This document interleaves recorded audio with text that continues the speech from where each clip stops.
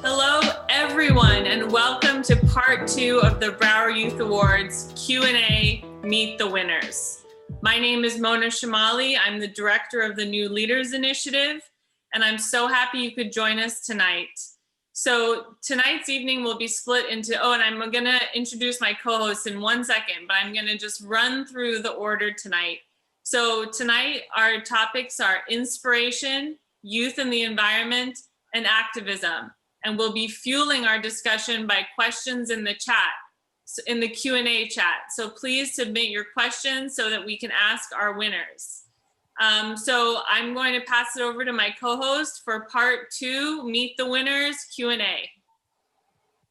Right. My name is D'Anthony Jones. Thank you so much, Mona, for having me on.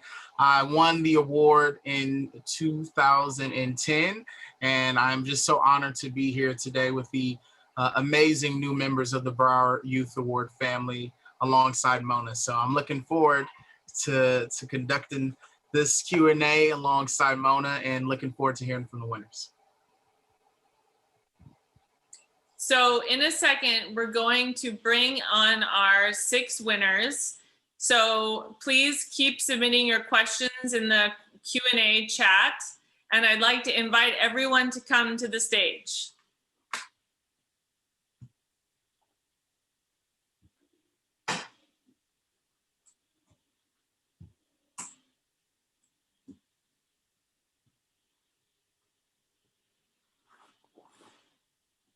Okay, so we're waiting for a few more panelists to come on.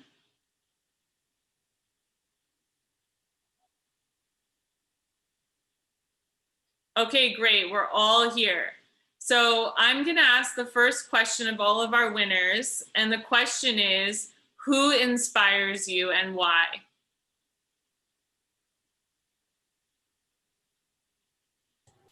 I'll start. My grandmother, my Nama, inspires me. She taught me how to garden and is a very peaceful person. Great. So how about some other folks? Who inspires you? I can go next. I would say my biggest inspiration is my students and the work that they're doing in their own communities. I actually gave my acceptance speech about a mentee of mine, Vinia Gunashekar. She keeps on inspiring me every single day to do what I do and always drives me to be my best and to keep creating. I can go next, I guess. My mentors are my biggest inspiration because their constant support, their constant guidance is something I will forever be thankful for. And because of that, I will always look up to them forever. So.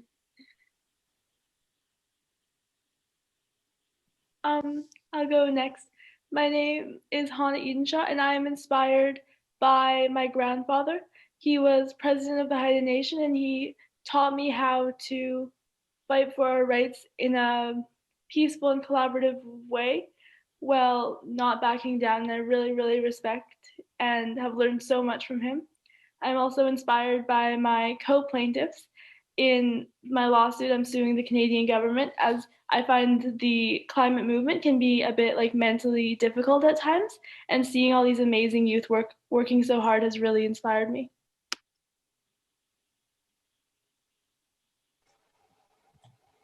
My name is Isabella Wallmow, and I would say that so many incarcerated youth who I've worked with to create this garden program, so many names that I can't share, but so many stories that stick with me in every day of my life. They have inspired me to do what I do and to continue fighting and pushing for change. Hello, I'm Diego, and definitely my biggest inspiration is my family, my grandmother, my uncles, my sister, and among them all, my mother. She taught me how to beat my public speaking fear when I was very young, and she has taught me how to motivate other people and contribute to positive change.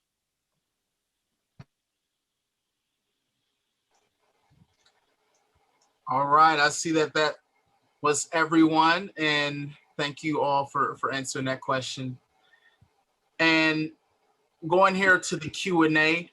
Right before we go to the Q&A, how about for folks at home, if we just have winners introduce themselves really quick to jog people's memory from part one. So how about everyone go around and just jog everybody's memory at home of who you are and what your project was.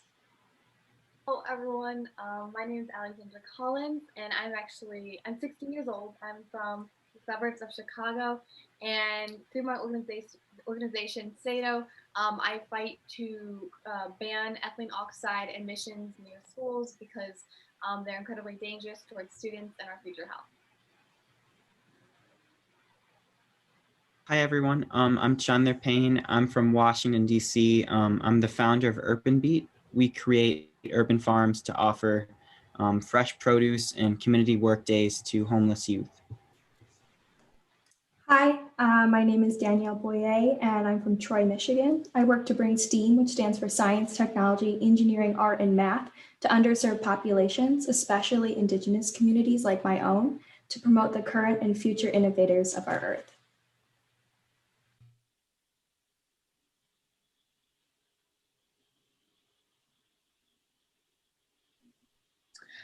My name is Isabella Wallmow, and I am the founder of the Seeds for Change Garden Project, which is a collaborative gardening program within a juvenile detention center.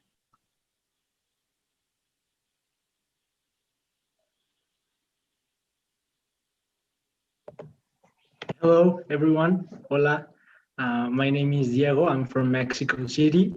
I am 18 years old, and I am the founder of Green Speaking, which aims to empower young children and teens to become environmental leaders and form a community of these leaders to change Mexico and then the world.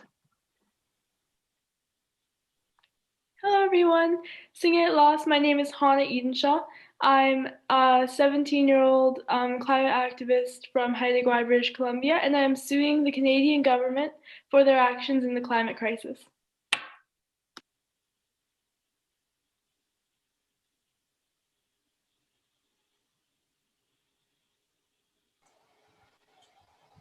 All right, so with that, did everyone have a chance to introduce themselves? It seems like everyone has. We're gonna hop into questions from our audience members here tonight. The first one, very interesting. Some of you are still in school. So how did you balance your leadership and work while you were still in school? Or how are you doing that? And first crack at this, we'll go actually to Haana. Hey, I've found kind of an interesting journey, kind of trying to balance school and activism work. At my old school, it was very easy. I felt a lot of support and kind of solidarity among students.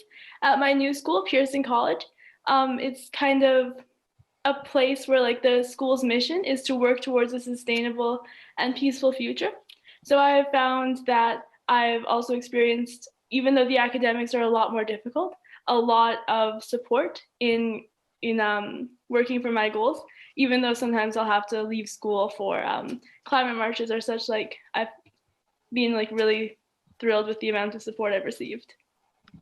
Wow, amazing, amazing. And Chander, same question to you. How do you balance the leadership with schoolwork and your obligations as a student? It's really hard. It's definitely, I have my up and downs in handling it. I feel that meditation and exercise are really key for me to manage the stress that comes from doing those things and making sure I get enough sleep for sure. Wonderful. Mona, do you want to ask the next one from our audience? Sure. So let's do another question here. How long did it take you to realize you wanted to make a big impact in the world? From Abigail Sanchez Perez. And I'm going to ask Zach's question at the same time because it's so similar. What keeps you motivated? So what keeps you motivated, and how long did it take you to realize that you wanted to do what you're doing?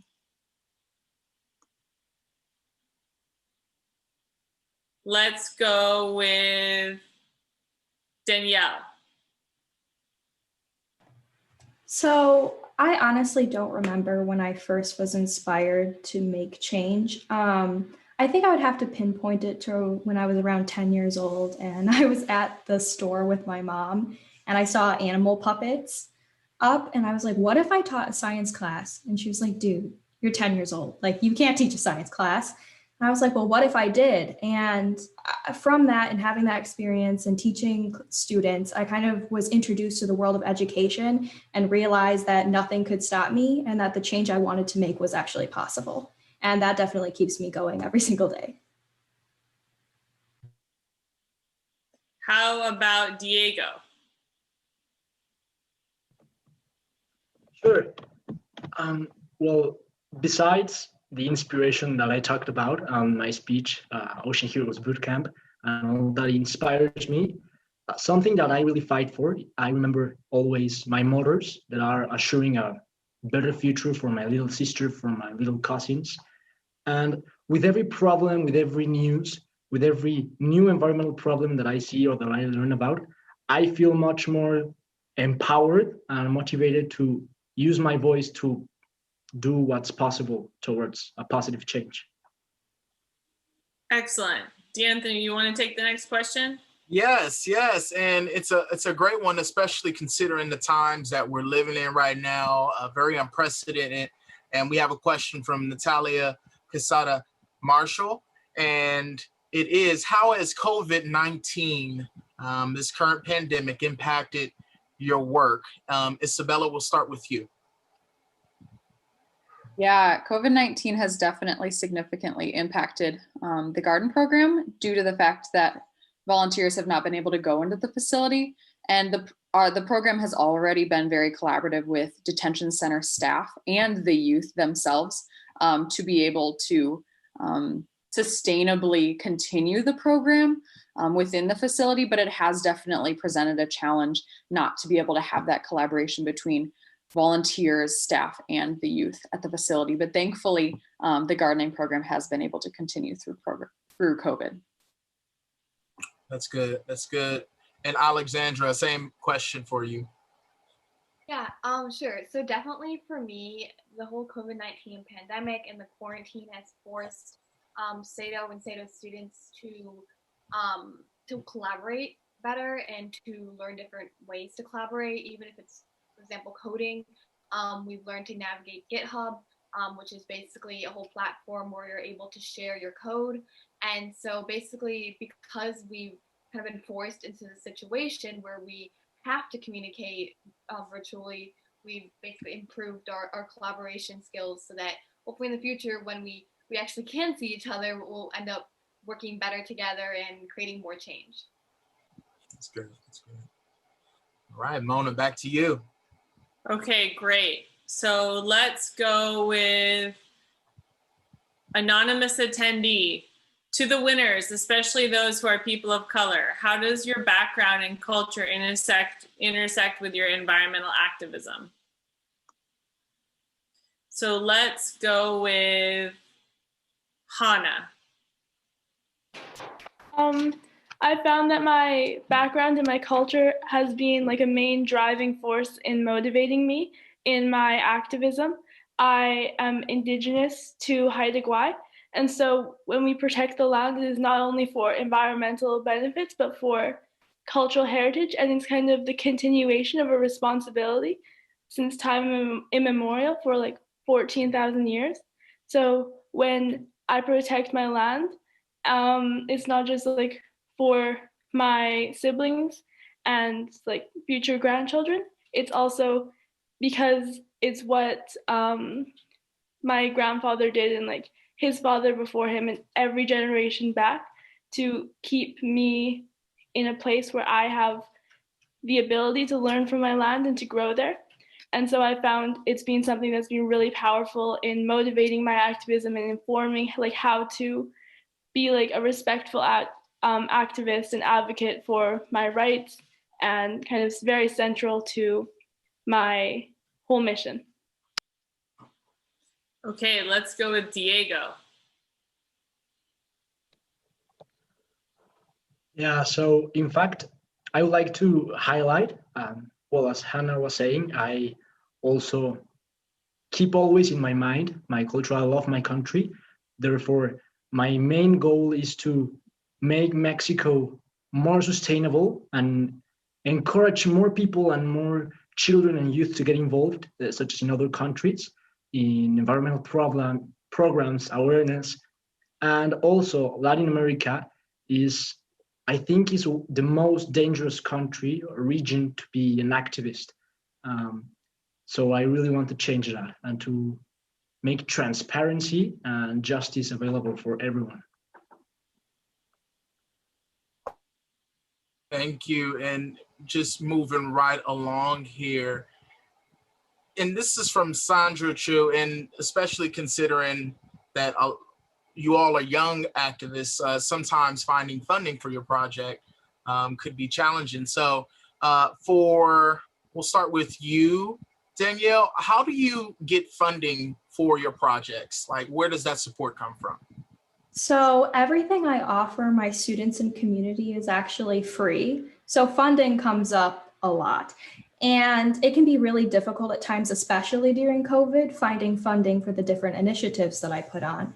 But I have different pricing models where people can sponsor different robotics kits that I send out to students, or sponsor different institutions or organizations that the kits are actually going to. And that way I'm able to offer everything for free. And of course, a lot of people donate. And I also partner with different organizations who support my goals continuously. And I'm so thankful for that. Dassault Systems and Advanced Technologies have been my biggest supporters throughout my goals, especially during the pandemic, and I'm just so thankful. Thank you, Danielle. Chander, same question for you. How do you find ways to support your projects financially through funding? Absolutely. A lot of our programs, like Danielle's, rely on subsidizing our vegetables for the people in need. And so we raise money through our website by finding sponsor families, and applying for things like the Broward Youth Award is also so helpful and crucial to my work. And yeah. Excellent. So I'm going to combine two similar questions again. So Michael Malfatti, I hope I said that right, Michael, has asked, do you ever have any doubts on your journeys? And I'm going to combine that with anonymous attendee. Was there any point where you felt like giving up? So do you have doubts or feel like giving up? So let's go with Alexandra.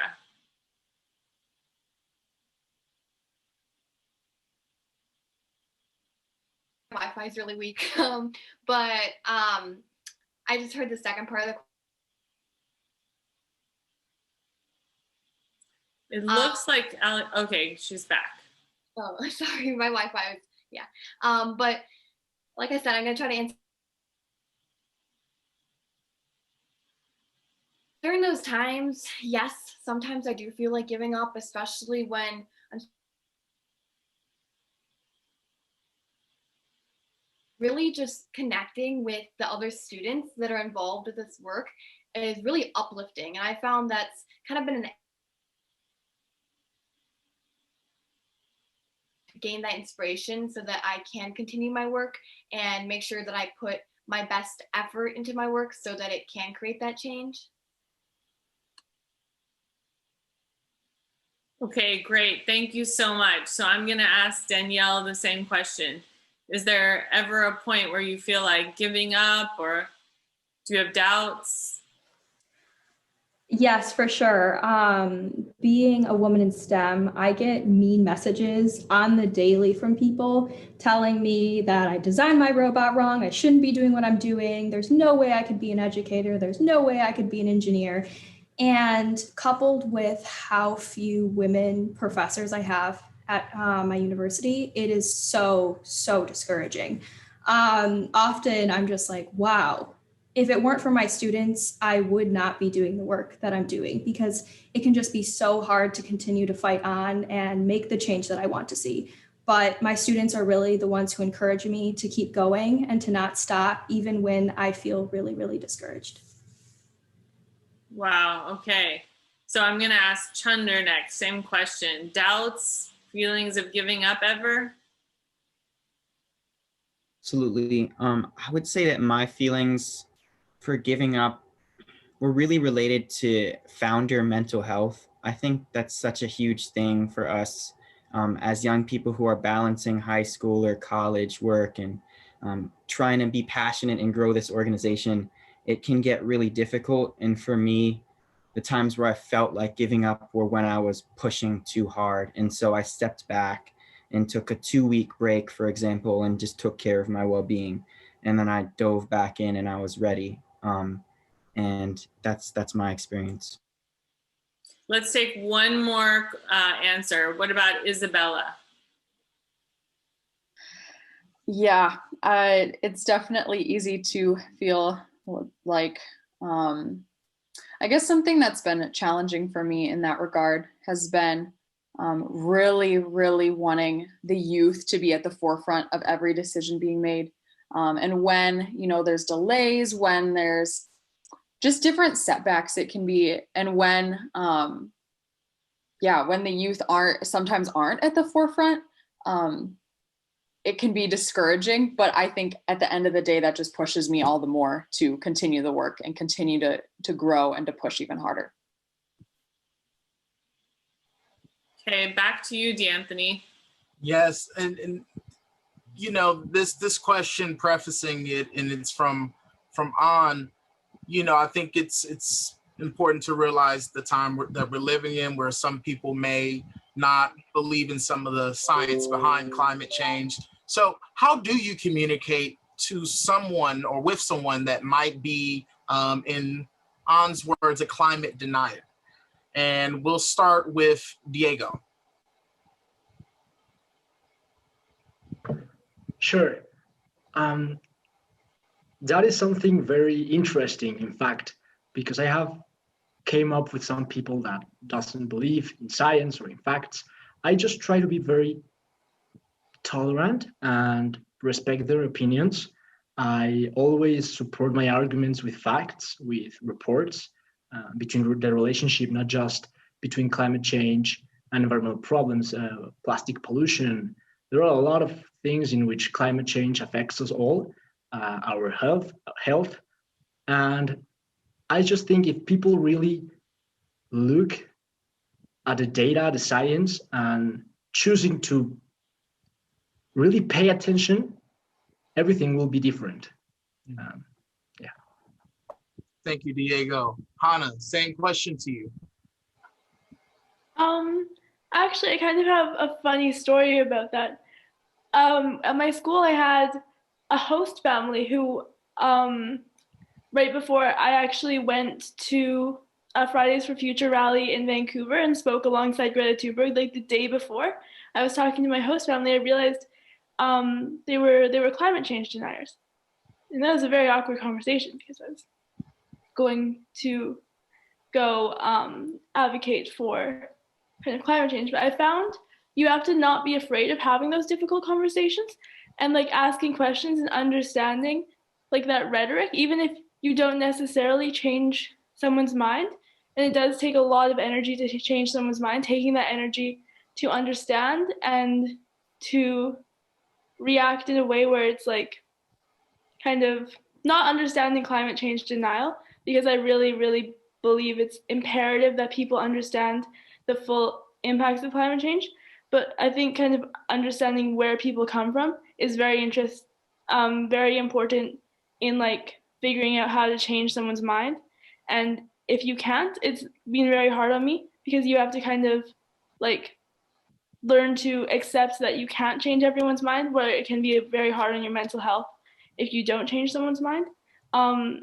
But so I didn't succeed there, but it had been a really great hurdle for me and allowed me to think critically of how to make better arguments for my position. So I found that really a good growing exercise. Very great to hear. And we're just gonna keep past this a very important question, as folks might want to know how you all handle this. So Alexandra, could you take a crack at that question too? Sure. I know that both the other people, Diego and Haana, were talking about the facts and really basing your argument on those facts. I actually was interning with NASA this summer, and so I've done a lot of work with satellite data and the whole change of climate aspect of how that impacts like satellite data. And so I found that through that work, I'm really familiar with that data, that numbers, and that's something that I always try to mention when having those conversations, because I think it's so important and so crucial that you have that support to try to convince people, I guess, to try to change their habits. Thank you. Mona, back to you. Okay, so we have a question here from Jessica Mendez. Has there ever been any cases where people don't take you seriously or don't respect you because of your age? So let's go with Danielle first.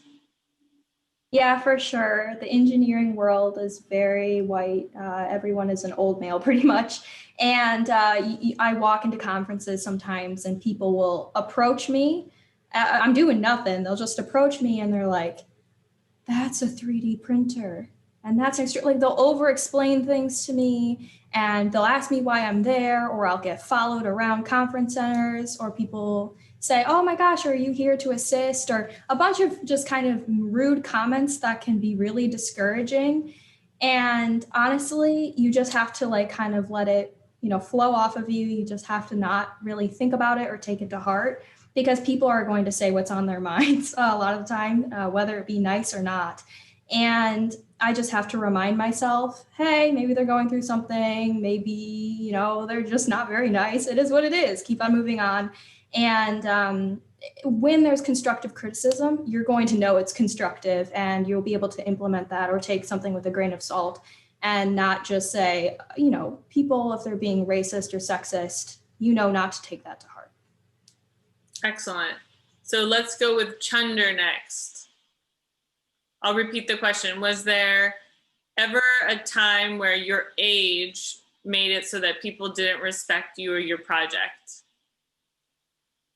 I would say so. And when those times happen, what I like to do is just go back, sit down and envision kind of who I am as a social entrepreneur. What are my goals, and just to keep those in mind and to brush off any external things that happen. Let's go with one more person on this question. Let's go with Alexandra. So was there a time that your age made it so that people didn't take you seriously? For sure. So I'm 16, and I think that I started off my work when I was 14, and that definitely was hard for me to do because I started my activism at school, and I was a freshman in high school. I was the youngest one in the school, and when I would approach teachers to ask them to, I guess, help me present these presentations about the science behind ethylene oxide and why it's so dangerous for students, a lot of the times I would not get a good response. I'm gonna be honest. That those first few months that I started, some teachers outright denied me. They said, "No, we're not gonna put this in the class. I don't want to do that," and that was hard. Especially because I was so young and I felt like I didn't exactly belong there. It wasn't my job to be doing this. It should be the adults. It should be the older people doing this work. But it was something that I had to accept. And I realized once I started to get some more positive responses that, yes, this is something that I can do. I actually have the ability to make change and to create action, even though I might be the youngest person in the room. Like, that doesn't matter. That doesn't change the fact that I still have a voice. I still have students that I want to represent. And so that's been a very central message to my whole movement and activist work. Great. Back to you, D'Anthony. All right. And, a few folks are asking these questions, so I won't necessarily list their names, but a few people are wondering how you will go about your project in the future. What are your future plans? What are you looking to accomplish next? And, Mona, I think if it's okay, we can probably touch all of the candidates. Definitely. Let's hear from everybody. definitely. So Chander, we'll start with you. What are some of your future plans, the next thing you're trying to accomplish with your project? Absolutely. I'm finding my first year in college to be really beautiful in terms of I'm getting new ideas from all these assignments and things I'm learning. Just today I was writing a paper about tiny forests, and I really want to try that out and bringing like little urban forests all over the country. I could see myself trying that. Could see myself expanding urban beat. Lots of things. It's really fun. Isabella, on to you. Absolutely. So I am a senior in college, so I am at that point. And in regard to this project, I plan to continue. The goal is for this program not to just be a couple summers thing, but rather a foundational part of life at this detention center, and that it would be sustainable. And this facility, that it wouldn't require necessarily inputs, as in permaculture, wouldn't necessarily require outside inputs, but that it would function within the facility. That the staff and the youth together would be able to continue it into the future, and volunteers obviously continuing, but lesser role. So, but yes, the program will continue, and I would love to be a part of replicating the program at other facilities. Isabella, thank you. Danielle? That's a loaded question. I don't even know where to start, honestly. I have a lot going on. In a couple of weeks, I launch a new robot named 20 in honor of my 20th birthday for free for people to just download and make robots in their own home. I have a lot of cool projects coming up. I have an NBC special coming out soon, which is really exciting. I have a lot of really cool things going on. On top of that, though, I also am a student. I'm double majoring in mechanical engineering and electrical engineering. So that's one of my major goals, is to push through that, no matter how hard it can be, and to just keep going and fighting for those good grades, even when I don't want to study and want to just do my projects instead. But in terms of my organization, we're expanding into college chapters for students to be able to start their own branches of the STEAM connection. And we have a ton of really cool things in the works. So be sure to check out my website if you want to get involved. And towards the end, we'll share the links from all of our winners on how to get more involved. Alexandra? Yeah, sure. So my overall goal is to ban ethylene oxide emissions near schools. And something that I have as a personal goal for myself and for my organization is to grow it, because in order for us to have a bigger voice and for more legislation to be passed, we think it's really important to have representation across states. And something I'm really proud about is the fact that we grow an organization to across the United States, and we're even spreading to the world. We're starting a chapter in Guatemala this year, so that's super exciting for me as a Latina. I'm so happy because I want to get that Latina representation. I know Diego's all happy too, but really just the goal is to continue spreading the organization so we have that representation, so that our voice can be louder, to eventually hopefully pass stronger legislation to ban ethylene oxide emissions near schools.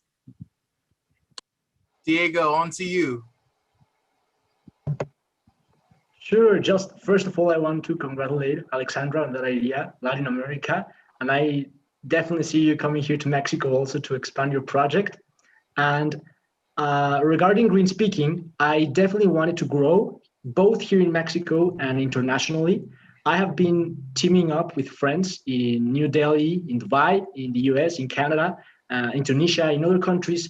And I want to establish also green speaking in those countries so that every kid anywhere in the world can come to us if they are afraid to raise their voices, or if they want their projects to grow and to come to Mexico or to those countries, so that we can provide them resources and support so that they can feel confident and very informed on how to contribute towards a truly sustainable future. Thank you. And finally, Haana. Hey, thank you for that awesome question. Personally, I am applying to university, so that's a lot in my future right now. My lawsuit is we are waiting to see if it goes through the courts to be approved, because Canada tried to have it dismissed, which is very disappointing. But if our lawsuit succeeds, then the Canadian government will be mandated to develop and implement a science-based climate action plan. So I'm really, really hoping that that works out. And beyond that, I will be doing kind of whatever is in my power to fight for the rights of me and the people in my community. And I hope to one day become a lawyer so I can help other youth fight for their rights in this way, because it's been such an empowering experience in my life. Wow, a lot going on down the road for our winners here. Mona, back to you. Sorry, I was muted. I'm going to take D'Anthony's lead here and ask another question for all 6 of you. We have a question from Lupita Sandoval Hernandez, and her question is, what would you guys say to someone who also wants to make a big change but doesn't know where to start? So let's go with Diego first. Thank you, Lupita. I saw your question when you put it in the chat, and I wanted to answer it back then.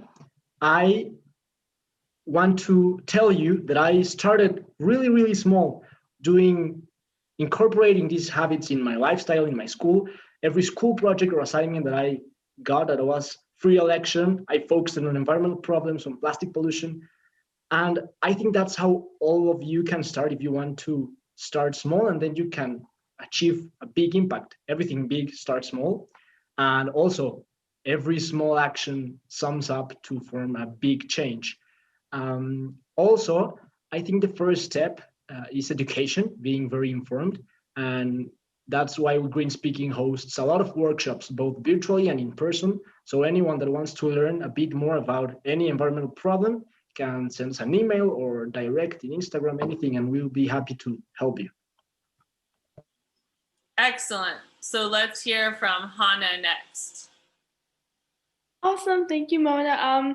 I just wanted to say that was also kind of like what Diego said. It was a thing I struggled with a lot, like starting small and like, how do I continue to spread my message? Like, what are my next steps from here? I found personally, I'm fortunate enough to have grown up in a community with a lot of activists and people who were fighting for higher rights and land defense, and learning from them through just showing up at events and just talking to them has really empowered me an impossible amount.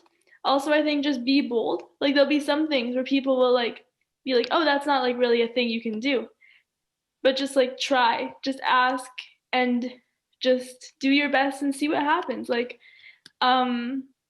because I was bold and I asked awkward questions and I like put myself out there to an extent I normally wouldn't if it wasn't for my dad encouraging me. I actually spoke at the United Nations last year, and that kind of experience wouldn't have happened if I was like shy or if I didn't ask questions. So I think it's really a little bit about it's a lot about working hard, but also just a little bit about making sure that you're like taking whatever steps you can. I think Alexandra said something similar in her speech, like, don't be afraid of being embarrassed. And that really like resonated a lot with me. That's very beautiful, Alexandra. So same question to Chander. The way I started my project was that I noticed something, a little empty vegetable refrigerator. And so I guess the best advice I can give is to become an observer. And it's something I'm always working on. And I think meditation and just going outside for walks are amazing ways, small ways that you can work on becoming a great observer. Okay, great. So let's go with Isabella next. Yeah, I would say that whether it be an area for change that you see, a space of injustice that you feel the need to address, an area for development, I would say get involved with those who are directly affected by that need or that injustice and collaborate and continue pushing. Yeah, I would say collaboration is the biggest thing, because so often we can get so in our own brains and our own needs. But when we collaborate and network and see beyond our own needs and address or seek to fight for the needs of others, I think that's when some pretty powerful things happen. So on to Danielle. The question was, how do you make a small change? Where do you start? So everyone touched on things I totally agree with, especially Isabella on collaborating with people. But a kind of a tidbit of advice I would give is volunteer. Volunteer for the different organizations that you want to work for or work with. It will help you see problems that you might not have noticed otherwise, and then give you the tools and skills to be able to actually benefit the communities that you want to work with. So if you don't know which organizations to work with, you can just Google them and search it up and say by like topic, or looking at nonprofits especially is a really good way to start. And it was because of that that I first got involved with First Robotics, which is for inspiration and recognition of science and technology, and ACES, which is the American Indian Science and Engineering Society. Volunteering with both of them have allowed me to now collaborate with them and do amazing projects, and it is so, so cool. Excellent. Okay, Alexandra. Yeah, so I actually had a conversation with my friend like not that long ago about the same question, but my response was that no matter what the problem or issue is, or whatever, I guess, activism that you want to get involved with, my biggest suggestion is that, this might be a little biased being a coder, but my biggest suggestion is that you learn how to code. It doesn't have to be anything fancy, but I think coding and having the ability to create a website, to create an app, to spread awareness about that issue is just magical. It's so amazing how you're able to just create something with your own fingertips on your keyboard. And we have the internet, so we're able to look stuff up on YouTube. We're able to look at sample code to learn about how to create something like a website. And so that's just my biggest advice or suggestion. Again, maybe a little biased, but I really just think coding is magical, and it really can take your projects and your passions to different places. So.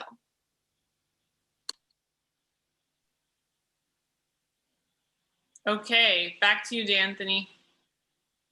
All right, and this is kind of a light question, but you have a few questions around how do you have fun doing all of this great and passionate work? So I think this could probably be our wrap-up question here, and we can probably go all around. What do you think, Mona? Perfect. All right, we'll end with, how do you all have fun doing the work that you do? Chander. Let me set a scene for you. So last summer, 4 or 5 of my best friends were in a garden. We're just gardening. We're playing our favorite music. We're just getting ready. We're working on our site. It's unsurpassable vibes. It's so fun. That's like my favorite place to be. I miss it so much. So I would say that is how I have fun. Those are my best times. Isabella? I love that, unsurpassable vibes. I'm definitely going to use that in my future. That's a new one. I like that one. That's so good. Yeah, I think I live for those fun, joyful moments that gives me so much energy. So I would say, yeah, just kind of similar to you, Chander, being in the garden, getting our hands dirty, those moments with the youth, just like laughing over squiggly worms and like just laughing over like the process of gardening and being like I don't know, just like all of the funny moments that come up in gardening. Yeah, it's so good. It totally keeps me going. Danielle. So I want to be a biorobotics engineer. So I really like animals, and I try to pull that into elements of what I do because I'm really passionate about it. My students love it too. So I'm going to show you a gecko robot.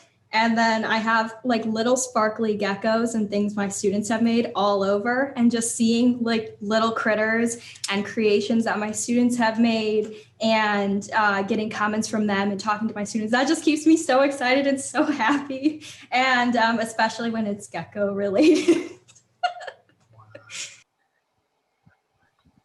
Alexandra, I'm loving these answers, by the way. This is amazing.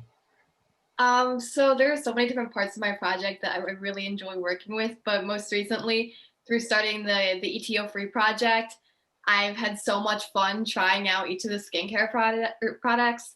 I call myself a skincare junkie. I think I might be copywriting from one of my mentors, Skincare by Hiram. He always uses that phrase, and I think it's so funny because I am a complete skincare junkie. I love trying skincare products, and I just love seeing how they create changes. And so I am just a huge fan, and that just makes me so happy to just be in the space of being able to try out products and being aware that I'm also able to tell other teens and other people who use these products whether they're safe or not. So that just brings so much joy, and I really do enjoy trying out those skincare products. Okay, definitely. Diego. Yeah, so I think when you love what you do, you, even if it's your work or volunteering or anything, it's your passion. So it's very funny and entertaining to do it. So it doesn't feel like work or volunteering, but just funny. And I love what I do, educating and inspiring other people and working with them. I also love learning about other cultures and other people's history and experiences. So when I interact with other people or I collaborate, that's really enjoyable for me. And also the Green Speaking team and all my friends that have participated with Green Speaking are amazing, and they help me a lot, and they make it very funny and entertaining. And then we'll round out with Haana. Thank you. I've found kind of every aspect of my activism can be fun. It really I find the people it attracts, and the people you work with, make it such a fun experience. As we were getting ready for the Broward Youth Awards, it made me so happy to get to know my fellow award winners, and it's so fun to have conversations with them while being inspired by them. And besides that, I've been so inspired by and had so much fun while doing activism on the land with adults in my community as we defend our land, and you get to hear stories of when your grandfather was young in this area, and it teaches you, and you get to have that on hands-on experience while at the same time having so much fun. So I think that's probably been the most impactful fun experiences for me, is using this time to learn from intergenerational activism. This is the funnest thing for me. Okay, so now it's time for closing statements, calls to action. So now each of our winners is going to let you know how you can get more involved in your own issue, in their issue, and how to just spark that fire. So let's start with Alexandra. Yeah, so I just wanted to give a quick thank you to everyone first. I really do appreciate it, and it's great, and I think it's great that you guys are here listening to us, and it means a lot to me.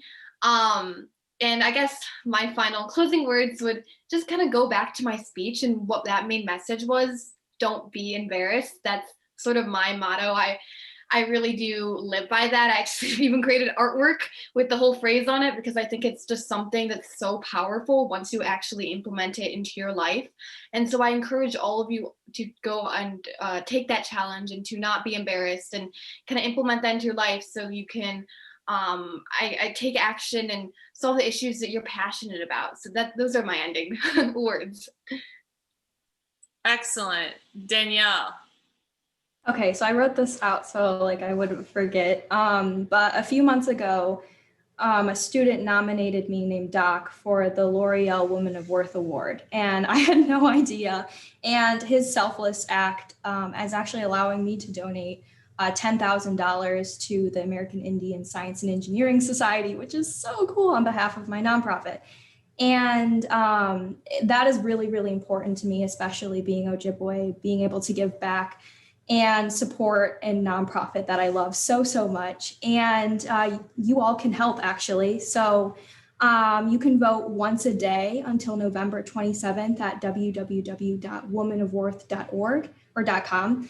And if I win, I'm able to bring $25,000 extra to ACES, which is so, so cool. We're going to be starting a robotics program and doing a lot of really cool things that I'm just so excited about to support Indigenous peoples in STEAM. And if you want to learn more about my work, check out the links on the screen right now. And also you can tune in to my NBC special that's coming out soon with L'Oreal. And I'm like really excited. So check that out if you're interested.